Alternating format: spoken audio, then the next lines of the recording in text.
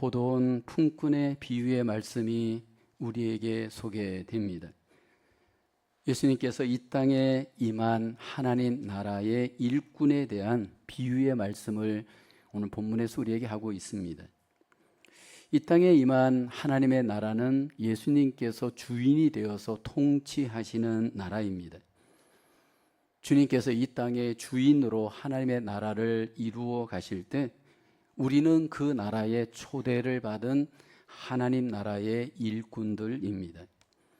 이 땅에 임한 하나님의 나라, 그 일꾼들을 오늘 본문에서 비유하시면서 먼저 포도원의 비유를 하십니다. 하나님의 나라에 대해서 많은 비유가 있는데 그 비유는 대부분 그 당시의 배경에서 많은 사람들이 쉽게 이해할 수 있는 것들을 비유하십니다. 유대 나라는 포도원이 아주 잘 발달된 나라입니다. 그리고 그 포도원에는 품꾼들을 고용하여서 일하는 일꾼의 제도가 있습니다. 주님께서는 이러한 포도원과 포도원의 품꾼을 보면서 이 땅에 임한 하나님의 나라도 일꾼들이 고용되어져 하나님 나라를 위해서 일하는 나라임을 우리에게 말씀을 합니다.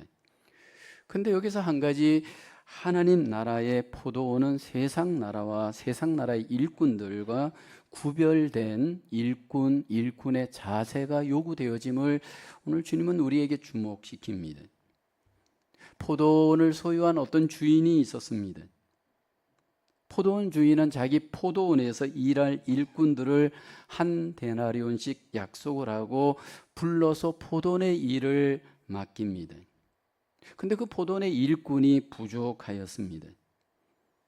아침 일찍이 장터에 나가 보았더니 할 일 없이 그 장터에서 노는 사람들이 발견이 됩니다. 그들에게 오전 9시에 포도원에 들어가서 일을 하라 불러서 일을 맡깁니다. 그런데도 또 일꾼이 부족합니다. 다시 12시, 오후 3시에도 일꾼을 불러서 포도원에 들여보내서 일을 맡깁니다. 오후 5시에 장터에 나가 보았더니 또 노는 일꾼이 보였습니다. 왜 너는 종일토록 놀고 여기 서 있느냐 물었더니 우리를 품꾼으로 써주는 사람이 없습니다. 그러자 포도원 주인은 그 사람도 오후 5시에 불러서 포도원에 들여보내서 포도원 일을 하게 합니다. 어느덧 결산의 시간 저녁 6시가 되었고 하루 일을 마친 포도원 품꾼들을 불러서 주인이 이제 하루 일당을 계산하게 됩니다. 먼저 나중 온 사람부터 계산을 했습니다. 5시에 부른 일꾼에게 한 데나리온을 줍니다. 그때 더 빨리 일찍 부름을 받은 포도원 일꾼들은 생각했습니다. 우리는 더 많은 일을 했으니까 아마도 더 많은 돈을 줄 것이다 기대했습니다.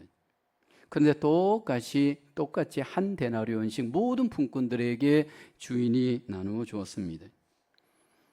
먼저 온 일꾼들이 더 돈을 받을 줄 알고 기대하고 있었는데 똑같은 돈을 받자 그 마음속에 주인에 대해서 원망함이 생겨서 말을 합니다. 나중 온 사람은 1시간을 일을 했고 우리는 종일토록 이렇게 수고하였는데 어떻게 똑같이 데나리온을 줍니까? 주인을 향해서 원망하면서 따졌습니다. 그러자 주님께서 이 비유를 정리하면서 마지막으로 강조하신 말씀이 본문 16절의 결론으로 소개됩니다. 이와 같이 나중된 자로서 먼저 되고 먼저 된 자로서 나중되리라. 여기 포도원 품꾼의 비유를 통해서 지금 우리가 함께 주목해야 될 이 비유의 말씀은 포도원 품꾼으로서 그들의 자세, 일꾼의 자세에 대해서 우리는 함께 돌아보기를 원합니다. 포도원 품꾼으로 부름을 받은 일꾼들은 그 하나님 나라의 일꾼으로서 우리에게 주님은 지금 하나님 나라의 일꾼으로서의 바른 자세가 우리에게 있는가를 지금 돌아보게 하는 비유의 말씀입니다. 이 땅에 오신 예수님은 하나님의 나라를 세웠고 혼자서만 그 하나님의 나라의 일을 하지 않고 그 하나님 나라의 일을 할 수 있도록 품꾼들을 부르시고 맡기시고 함께 일을 하십니다. 그런데 문제는 그 하나님 나라의 초대를 받은 부름을 받은 일꾼들이 그 주인이 원하는 뜻대로 바른 자세로 그 일을 감당하기를 소원하십니다. 이 시간 우리가 함께 하나님 나라의 일꾼으로서 우리를 돌아보아야 할 것은 하나님께서 원하시는 합당하고 바른 일꾼으로서 우리는 일하고 있는가, 우리를 돌아보기를 원합니다. 첫째로 하나님 나라의 일꾼 부르심의 은혜에 감사해야 합니다. 여기 포도원 일꾼들은 여기 먼저 주인이 불러서 일을 맡깁니다. 일찍 부른 일꾼도 있고 늦게 부른 일꾼도 있습니다. 오늘 본문 3절에 보면 제3시 시간이 소개되고 5절에 보면 제6시와 9시가 소개되고 6절에 보면 제11시가 소개됩니다. 여기 이 시간은 유대 시간이고 오늘 우리 시간으로 계산을 하면 오전 9시, 그 다음에 오후 낮 12시, 오후 3시, 오후 5시 이 정도로 계산이 됩니다. 그러니까 이 계산대로 하면 저녁 6시가 결산의 시간이니까 9시간을 일한 사람도 있고 늦게 부름 받은 사람은 1시간만 일한 사람도 있습니다. 근데 이제 8절에 보게 되어지면 저물매 포도원 주인이 여기 보면 청지기들에게 품꾼들을 불러서 나온 자로부터 시작하여서 이제 먼저 온 자들까지 삭슬 주라 하는 결산의 시간이 됩니다. 근데 이때 이제 구절을 보게 되어지면 제11시에 온 자들이 와서 한 데나리온을 받습니다. 그러니까 이제 이 문제는 이 먼저 온 자나 나중 온 자나 동일하게 한 데나리온의 결산을 하는데 오늘 본문에 보면 이 품꾼들에게 문제가 생깁니다. 먼저 더 일을 한 사람이나 나중 와서 덜 일을 한 사람이나 여기 보면 주인이 똑같이 한 데나리온의 결산을 합니다. 근데 이것은 사실은 어떻게 보면 세상의 계산법으로 보면 옳지 않습니다. 세상에서 여러분들 일을 하면서 항상 우리가 경험하는 것은 내가 일한 대로 시간대로 품삯을 계산하여서 계산합니다. 예를 들어서 9시간을 일했으면 9시간 일한 만큼의 품삯을 우리는 받습니다. 1시간만 일을 하면 1시간 일한 삭슬 우리는 반드시 받습니다. 우리는 이것을 합리적이고 공정하고 옳다라고 이미 익숙하게 훈련되어져 있습니다. 만약 이대로 하지 않으면 우리는 그것은 공정하지 않다, 합당하지 않다, 잘못되었다 우리 속에서 정죄하게 됩니다. 하나님 나라의 계산법은 다릅니다. 포도원의 주인 되신 하나님은 포도원 일꾼들에게 한 데나리온의 결산을 합니다. 세상의 결산법이 아닌 하나님 나라의 계산법, 은혜의 계산법입니다. 포도원의 주인 되신 하나님께서는 종들을 은혜로 부르셨고 은혜로 사용하셨고 은혜로 결산하기를 원합니다. 먼저 이 종들이 바라봐야 될 것, 품꾼들이 바라봐야 될 은혜가 무엇일까요? 자신들이 누구였는가를 정직하게 바라봐야 합니다.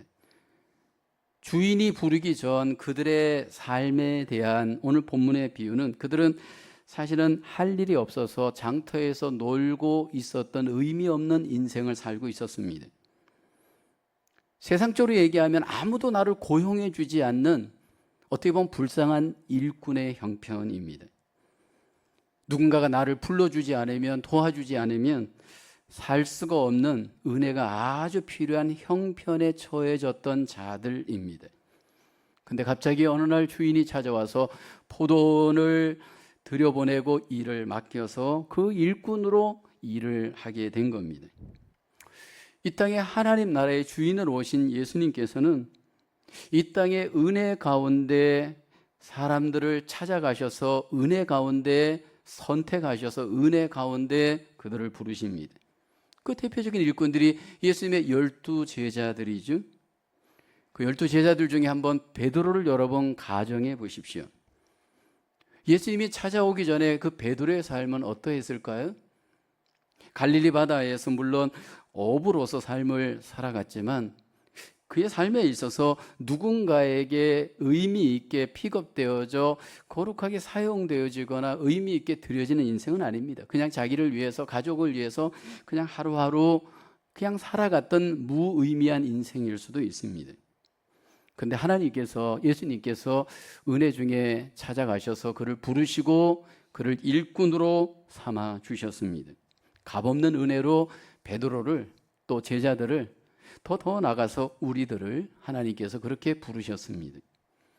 이것은 성경에서 하나님이 반복되어지는 일정한 루틴입니다. 구약에 하나님께서 부르셔서 사용하셨던 대표적인 민족이 이스라엘입니다.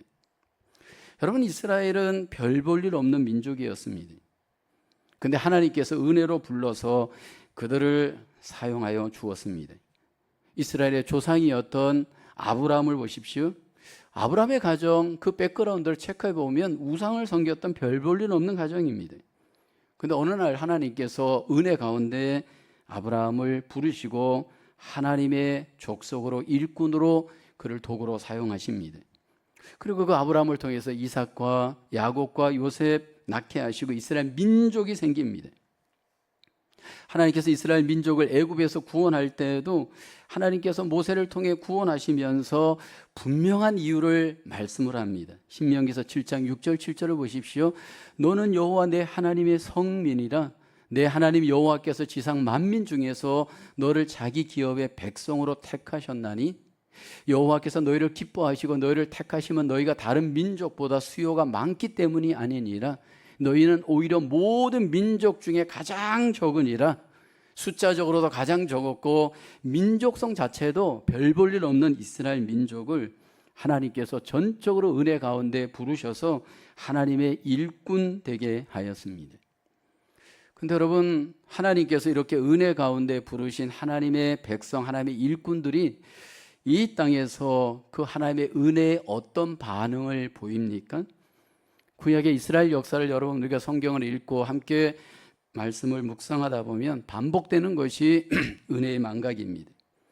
이스라엘 백성들이 광야에서 하나님의 은혜를 망각하죠. 더 나아가서 가나안 땅에 들어가서는 더 하나님의 은혜를 망각을 합니다. 그게 구약의 이스라엘 백성들만의 문제가 아니고 신약으로 넘어와서 신약의 교회도 그렇습니다. 하나님의 전적인 은혜로 부르심을 받은 하나님의 백성들이 동일한 패턴이 뭐냐면 하나님의 은혜를 망각합니다.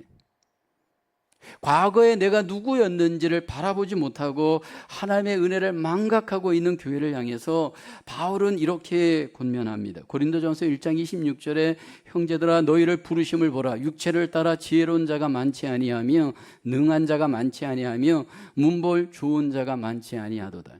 그러나 하나님께서 세상에 미련한 것들을 택하사 지혜 있는 자들을 부끄럽게 하려 하시고 세상에 약한 것들을 택하사 강한 것들을 부끄럽게 하려 하시며, 왜 하나님께서 약한 자들을 부르셨는가? 왜 여기 보면 미련한 자들을 부르셨는가? 하나님께서 그 이유를 바울을 통해 말씀을 합니다. 하나님께서 이 세상에 은혜 가운데 일을 하시는 목적이 있습니다. 고린도전서 1장 29절에 보면 아무 육체도 하나님 앞에서 자랑하지 못하게 하려 하심이래. 하나님께서는 우리를 은혜 가운데 부르셔서 그 은혜로 일하시는 하나님을 자랑하기를 원하십니다. 십자가를 자랑하기를 원하십니다. 그래서 여러분, 내 삶을, 내 신앙생활을 점검해 갈 때 정말 내가 은혜 안에 있는가, 은혜의 성도인가, 은혜의 일꾼인가를 먼저 알 수 있는 객관적인 팩트가 뭐냐면, 나는 지금 하나님만을 자랑하고 있는가, 십자가만을 자랑하고 있는가를 보면 알 수 있습니다. 그러니까 은혜 받은 교회, 은혜 받은 일꾼들은 여러분, 그 하나님의 은혜가 내 안에 기억되어지는 순간, 내 안에 기억되어지는 은혜가 하나님을 높이고 하나님을 찬양하고 하나님을 경배하고 하나님만을 높이는 일에 하나님 앞에 나를 드립니다. 그래서 하나님은 이 땅에서 어떤 사람들을 하나님께서 가장 기뻐하느냐 하면 하나님을 증명하는 사람입니다. 말씀을 통해 하나님의 은혜를 증명하고, 찬양을 통해 하나님의 은혜를 증명하고, 모든 성경을 통해 하나님을 증명하는 사람을 원하지, 나를 증명하는 사람, 내 능력을 자랑하고 내 어떤 여러 가지 스펙을 자랑하고, 하나님께서 그걸 원하지 않습니다. 왜냐하면 하나님은 은혜로 일하시기 때문입니다. 그래서 내가 열심히 해서 뭔가 나를 드러내고 나를 막 자랑할 때 하나님께서 우리에게 항상 집중하여서 돌아보기를 원하는 것은 은혜입니다. 성경의 바울은 나의 나된 것은 하나님의 은혜입니다 라고 은혜를 고백을 합니다. 이 시간 우리가 돌아봐야 할 것은 나를 먼저 불렀다면 먼저 부르심에 대한 은혜 내 안에 있어야 합니다. 혹시 내가 늦게 부름을 받았다면 늦게 부름 받은 대로 그 은혜를 감사해야 합니다. 내가 하나님의 일을 할 때, 사역을 할 때 그 사역의 자리로 하나님이 나를 불렀다면 여러분 자랑할 것은 하나님의 은혜, 하나님의 영광 밖에는 없습니다. 이것은 여러분 외적으로 내적으로 끊임없이 우리 안에 그 은혜가 우리의 체질이 되고 우리의 사역의 근원이 되고 우리의 사역의 능력의 도구가 되기를 하나님은 우리에게 반복하여서 우리에게 체크하기를 원하고 적용하기를 원합니다. 부름을 받아 하나님의 일꾼으로 어떤 자리에 있을 때 그 자리에서 내가 구원받고 내가 부름을 받아서 그 일을 할 때 하나님의 은혜로서 하나님 앞에 우리가 드려질 때 여러분 그것이 바로 하나님의 기뻐하시는 우리의 결산의 모습입니다.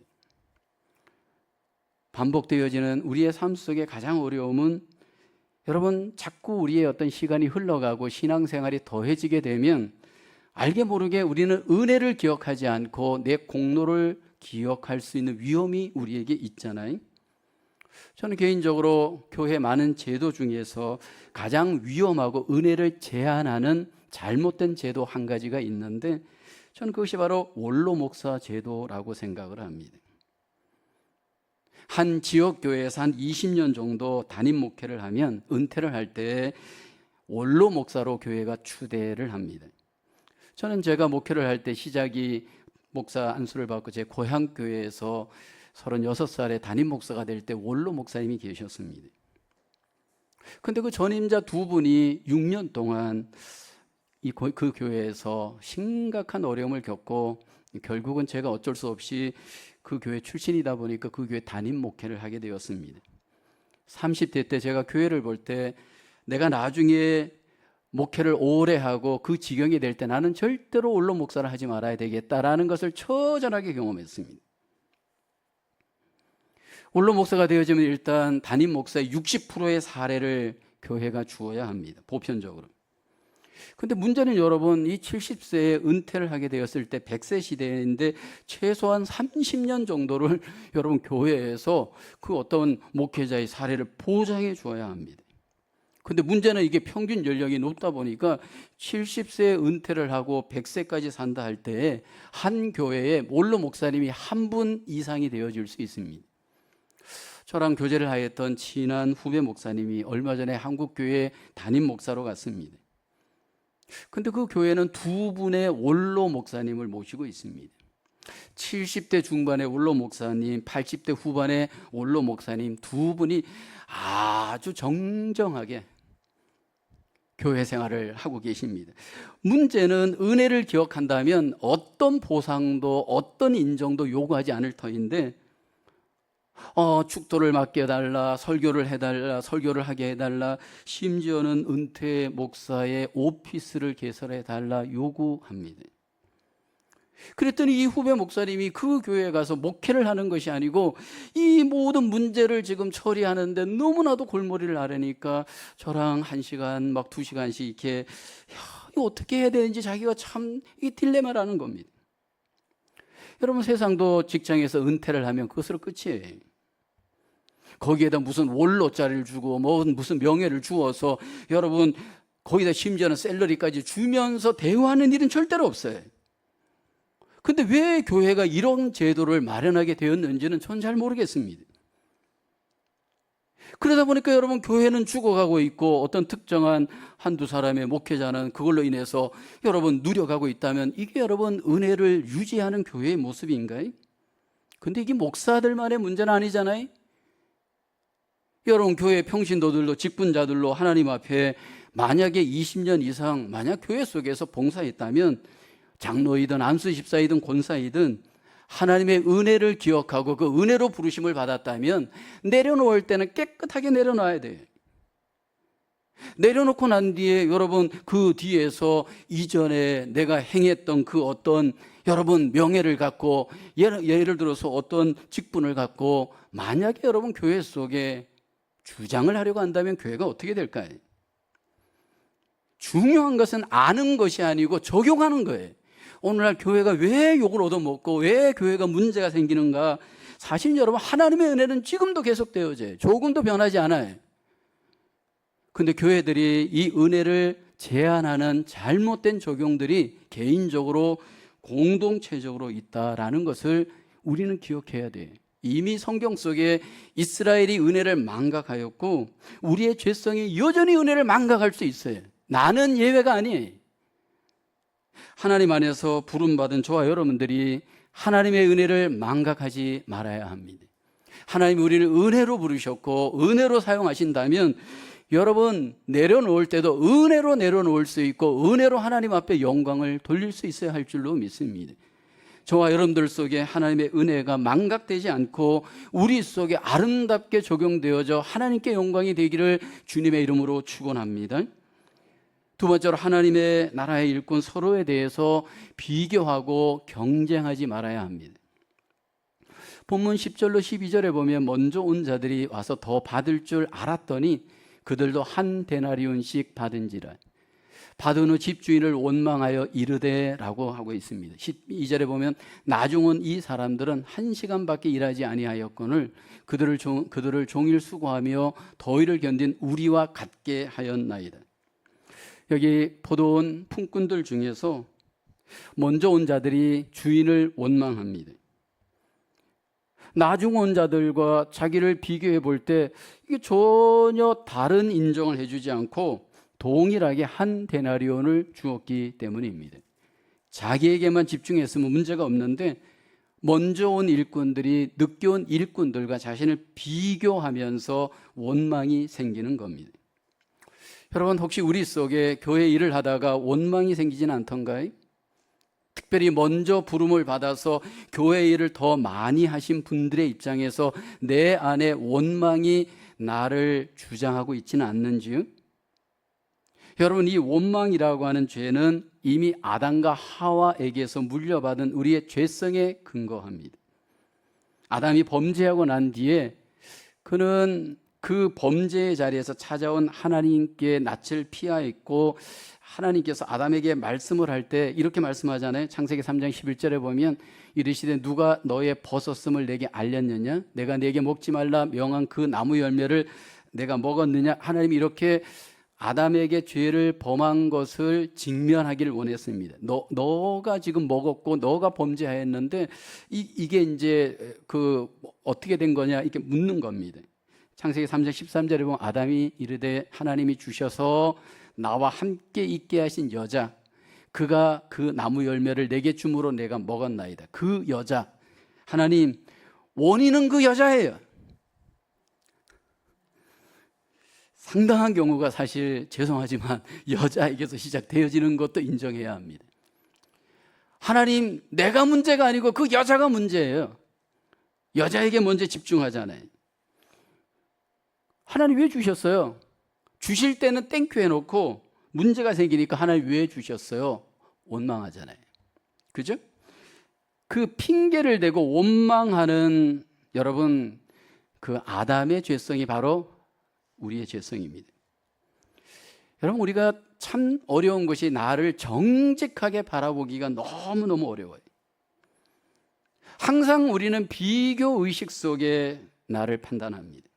포도원 일꾼들이 그랬잖아요. 정직하게 자신만을 바라본다면 문제가 없어요. 아무 능력도 없고 자격도 없는 나를 이렇게 불러주어서 얼마나 감사한가. 이게 한 데나리온의 품삯을 주신 것이 얼마나 감사한가. 이렇게 나에게 집중하고 나에게 베푼 은혜만을 바라보았다면 땡큐하죠. 감사하죠.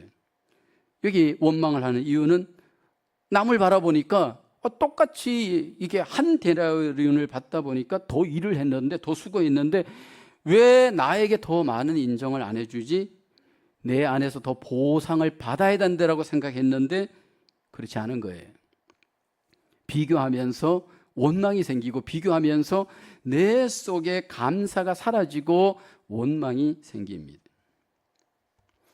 여러분, 우리가 이 세상에서 삶을 살아갈 때 정말 힘들게 살아가시잖아요. 이민자로서 삶을 살아갈 때 가장 그 힘든 것 중에 하나가 누군가와 비교하고 경쟁하면서 그 경쟁 속에서 이겨야 하는 각박한 세상의 삶의 형식인 것 우리는 잘 압니다. 근데 여러분, 그런 삶의 방식에 익숙한 가운데 살다가 하나님 나라에 딱 들어왔더니 갑자기 이 모든 삶의 패턴을 하나님께서 다르게 일하실 때 이게 우리 속에 쉽지 않은 적용의 어려움이, 여기 포도원 품꾼들을 하나님께서 전적으로 은혜 가운데서 부르신 것은 그들을 비교하고 서로 원망하게 하기 위함이 아니에요. 그리고 그 일꾼들은 저 사람들과 나를 비교하면서 원망하면서 경쟁하면서 일을 하면 안 돼요. 나는 저 사람보다 일을 더 많이 했다라고 하는 그런 의식을 하나님은 갖기를 원치 않아요. 경쟁과 비교 의식은 하나님의 마음, 하나님의 뜻이 아니에요. 하나님 나라의 일을 하는 하나님의 일꾼으로서 먼저 나에게 동역자 의식이 있는가를 돌아보기를 원합니다. 혹시 내가 함께 찬양하고 함께 말씀을 나누고 함께 전도하고 함께 섬기는 이 일꾼들에 대해서 나는 지금 동역자 의식을 갖고 있는지, 내 지금 파트너를 내가 동역자로 생각하는지 아니면 경쟁자로 생각하는지에 따라 교회 생활이 확 달라져요. 나는 이 사람을 이겨야 돼요. 나는 이 사람보다 더 잘해야 돼요. 나는 이 사람보다 더 인정받아야 돼요. 나는 이 사람보다 더 사람들에게 높임을 받아야 돼요 라고 하는 마음을 갖고 있다면 여러분, 그것은 하나님이 원하는 일꾼의 자세가 아닙니다.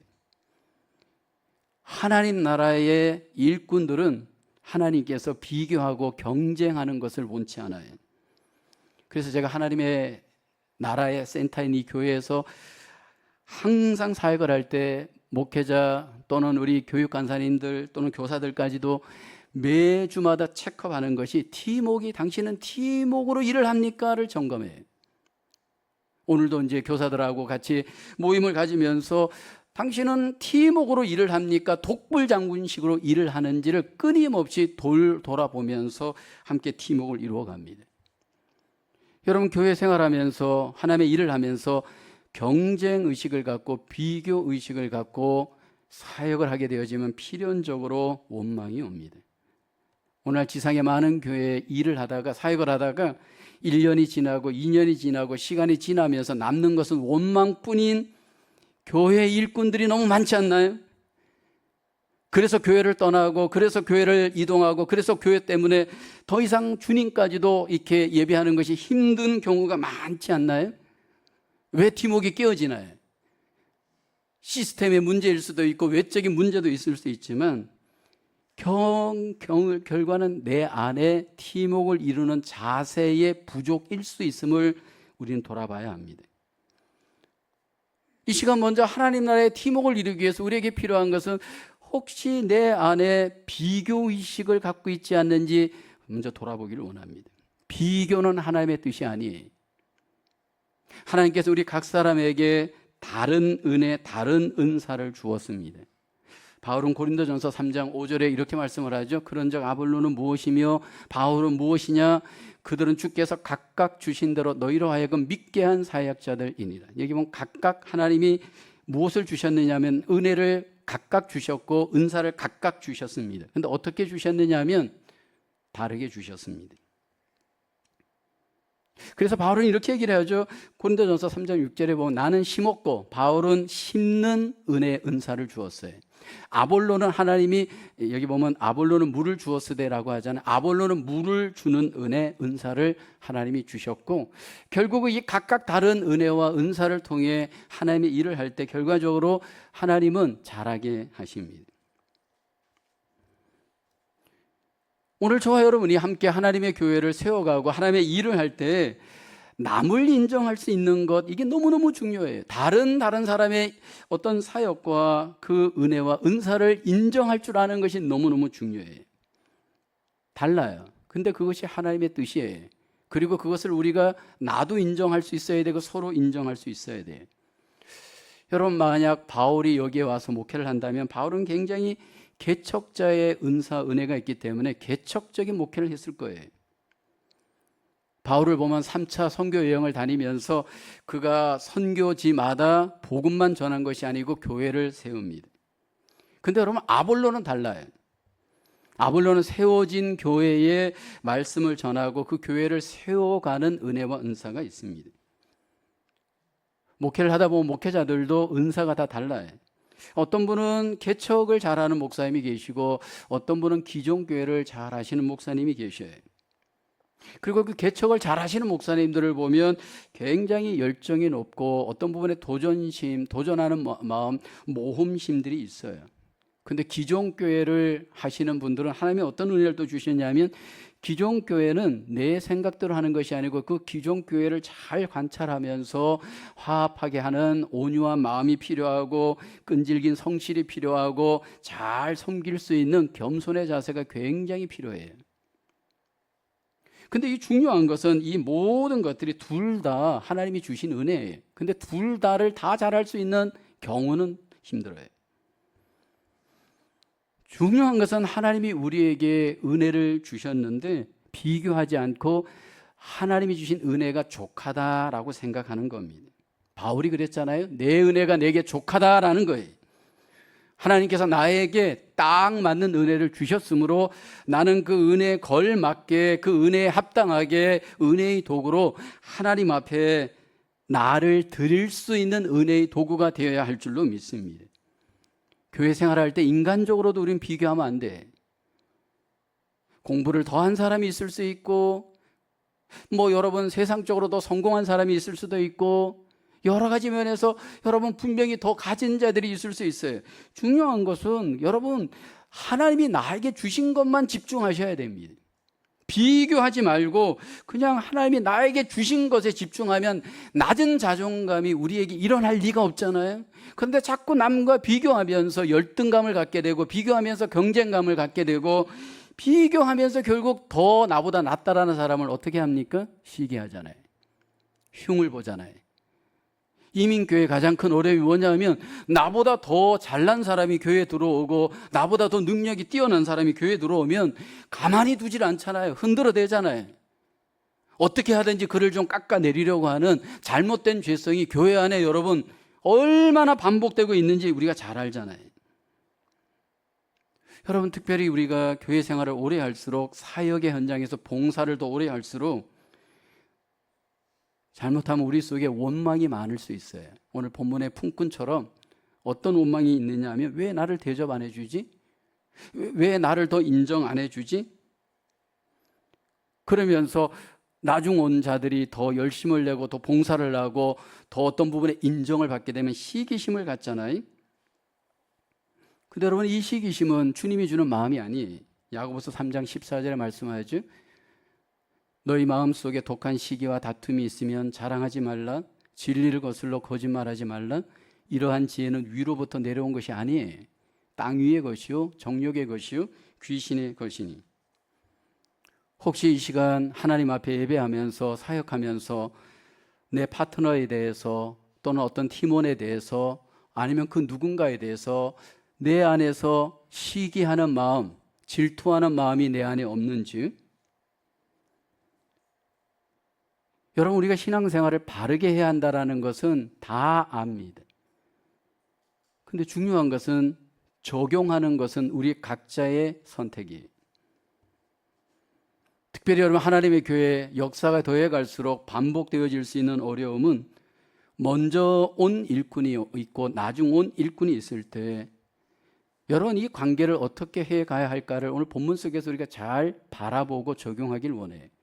나중 온 일꾼들을 교회가 인정해 줄 수 있어야 합니다. 여러분, 나중 온 일꾼들이 더 열심을 내고 더 잘하는 것을 시기하거나 깎아내리려고 하는 마음을 절대로 가져서는 안 됩니다. 나중 온 일꾼들이 더 인정을 받을 때 박수를 치고 정말 취업할 수 있을 때 하나님께서 기뻐하십니다. 여러분, 우리의 인정은 결국은 하나님에게서 받습니다. 하나님 앞에 우리가 마지막에 설 때까지 끊임없이 가져야 될 자세는, 여러분, 우리가 동역자에 대해서 항상 은혜 안에서 팀웍을 이루면서 윈윈할 수 있는 신앙의 윈윈이 있어야 돼요.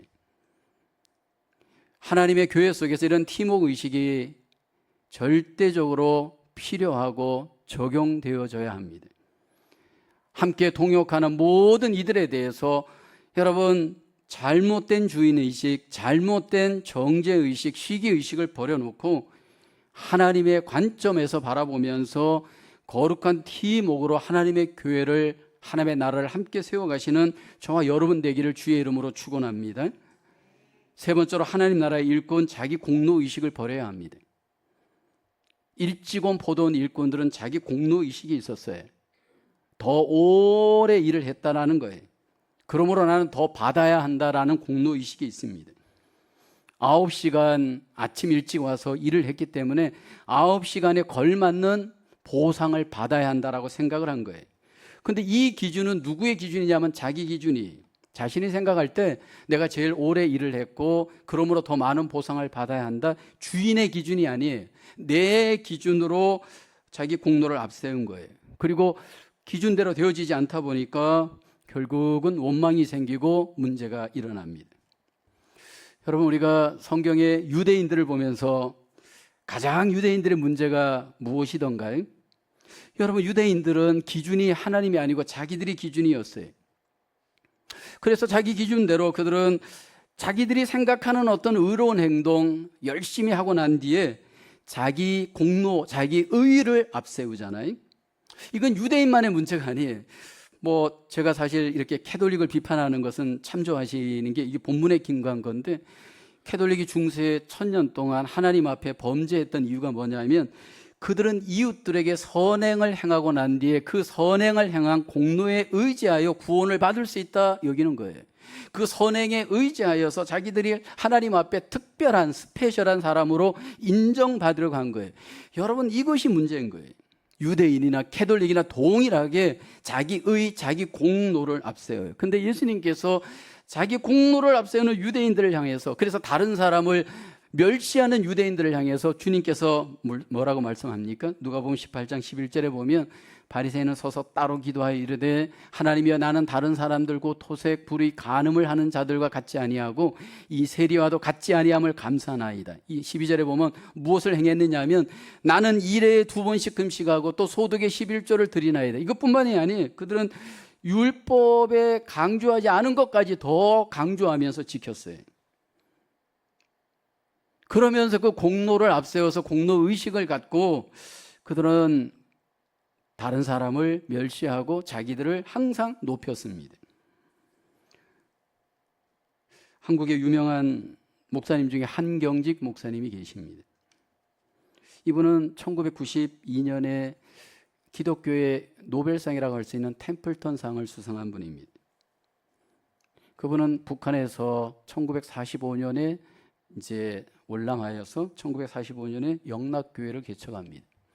그리고 그 영락교회는 결국 장로교회에 어떻게 보면 표본이 될 수 있는 큰 교회로 성장을 합니다. 이제 이분이 목회를 하면서 이제 시간이 더해지면서 후임자에 대한 고민이 교회 안에 생기게 됩니다. 근데 그분에게 아들이 있었는데 목사님이십니다. 이런저런 소리를 듣게 된 목사님은 그 아들을 단호하게 한국을 떠나게 만듭니다. 미국으로 보냅니다.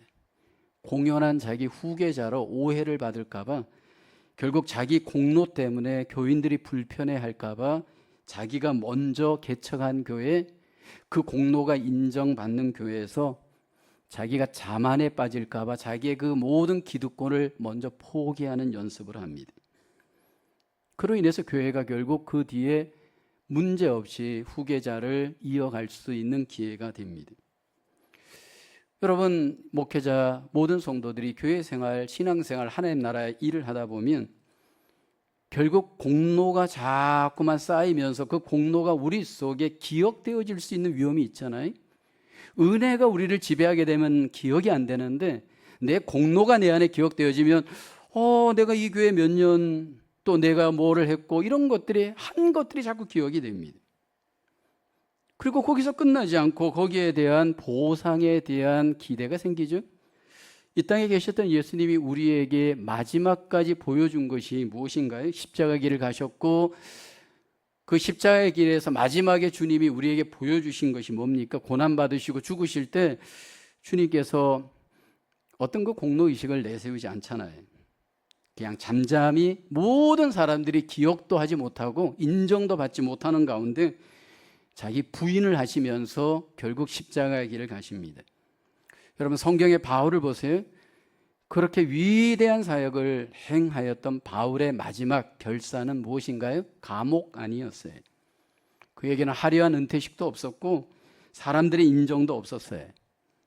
그냥 모든 것들이 하나님 앞에 그냥 묵묵히 모든 것들을 맡기고 상주심을 바라보면서 그 길을 갔습니다. 우리 안에 끊임없이 옛사람은, 저도 여러분도 계속해서 공로감을 내세웁니다. 내가 얼마나 수고했는데, 내가 얼마나 땀을 흘렸는데, 그러므로 나는 대접받아야 한다라고 하는 공로감이 우리 안에 있습니다.